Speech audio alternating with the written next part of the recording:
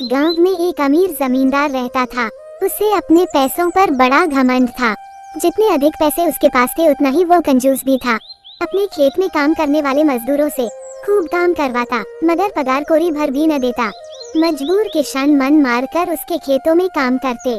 उसी गांव में रामू नामक एक किसान रहता था। उसके पास थोड़ी सी जमीन थी।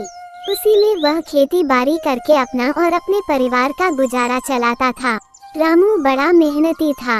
वह दिन भर अपने खेत में काम करता और अपनी मेहनत के दम पर इतनी फसल प्राप्त कर लेता कि अपने परिवार के लिए 2 वक्त की रोटी जुटा सके। एक साल गांव में भयंकर सूखा पड़ा। बिना बारिश के खेत खलिहान सूखने लगे। गरीब किसानों के पास सिंचाई की कोई व्यवस्था न थी। वे सिंचाई के लिए बारिश पर ही निर्भर थे, इसलिए उसकी सारी फसल बर्बाद हो गई। रामू के साथ भी यही हुआ। रामू और रामू की पत्नी सोच ही रहे थे कि गुजारा कैसे होगा। तभी वहाँ रामू की बेटी आती है और कहती है, माँ, मुझे भूख लगी है, मुझे खाना दो। रामू की बेटी खाना खाती है। सुनो जी, आज शाम को खाने के लिए कुछ भी नहीं है। मजबूरी के कारण वह गांव के जमींदार के पास कर्ज मांगने के लिए गया। मालिक, मेरे घर में खाने के लिए कुछ भी नहीं है, आप मुझे थोड़े से पैसे दे दीजिए। जमींदार कंजूस तो था। उसने सोचा कि अगर रामू को पैसे दिए तो ये लौटा तो पाएगा नहीं, इसलिए इसे अपने खेत में काम पर लगा लेता हूँ। मेहनती तो ये है ही। उसने रामू से कहा, देख रामू, मैं तुझे कर्ज तो दे नहीं सकता, लेकिन तुम्हारी इतनी मदद कर सकता हूँ कि तुम्हें अपने खेत में काम पर रख सकता हूँ। तुझे महीने के 1000 रुपए दे दिया करूँगा। पर मालिक, दूसरे किसान तो 2000 पाते हैं। मजबूर रामू क्या करता हाँ कहकर घर लौट आया और अगले दिन से जमींदार के खेत में काम करने लगा। वो खूब मेहनत और लगन से काम करता। उसने 4 महीने का काम 2 महीने में ही कर दिया। ये देख जमींदार बहुत खुश हुआ, लेकिन उसके मन में बेईमानी जाग उठी। उसने सोचा कि 4 महीने का काम तो इसने 2 महीने में ही कर दिया। उसने रामू को बुलाया और उसके 2 महीने के पैसे देकर कहा, रामू, ये ले तेरे पैसे, कल से मत आना, अब मुझे तेरी जरूरत नहीं। ये सुनकर रामू परेशान हो गया।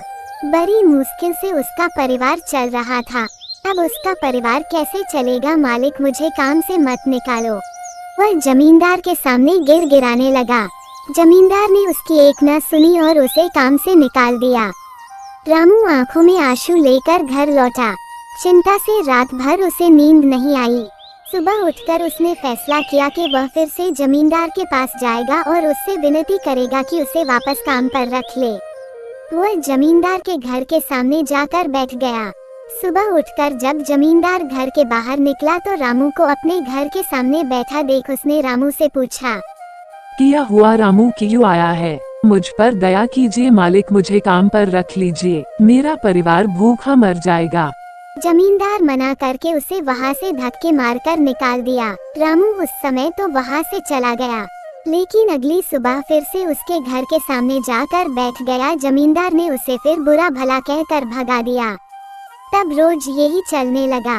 रामू रोज जमींदार के घर के सामने जाकर बैठ जाता और जमींदार उसे भगा देता। पूरे गांव में इस बात की चर्चा होने लगी। सब जमींदार को बुरा भला कहने लगे। तंग आकर जमींदार ने सोचा, क्यों न कुछ दिन के लिए परिवार सहित दूसरे गांव चला जाऊं। मुझे घर पर न देखकर रामू यहाँ आना बंद कर देगा। अगले दिन वो परिवार सहित अपने रिश्तेदार के घर दूसरे गांव चला गया। कुछ दिनों बाद जब जमींदार घर लौटा, रामू को अपने घर के पास बैठा नहीं पाया। वो मन ही मन खुश हुआ कि चलो उससे पीछा छूटा, लेकिन वह चकित भी हुआ कि रामू ने आना बंद क्यों कर दिया। उसने गांव वालों को बुलाकर पूछा तो पता चला कि रामू घायल है और अपने घर पर पड़ा हुआ है। जमींदार ने पूछा, क्या हुआ उसे? एक किसान ने कहा, मालिक, जब आप दूसरे गांव चले गए थे तब भी रामू आपके घर के सामने बैठा रहता था। एक दिन आपका खाली घर देखकर कुछ चोर चोरी करने के लिए घर में घुसे, लेकिन वह रामू की नजर में आ गए। रामू अपनी जान की परवाह किए बिना उनसे उलझ गया और उन्हें भगा दिया। उनके बीच हुए हाथापाई के कारण रामू घायल हो गया। जमींदार को खुद पर शर्म आने लगी कि उसने रामू के साथ कितना बुरा किया, लेकिन फिर भी रामू ने उसके घर चोरी होने से बचाने के लिए चोरों से उलझ गया। वह पछताने लगा। उसने रामू के घर जाने का फैसला किया।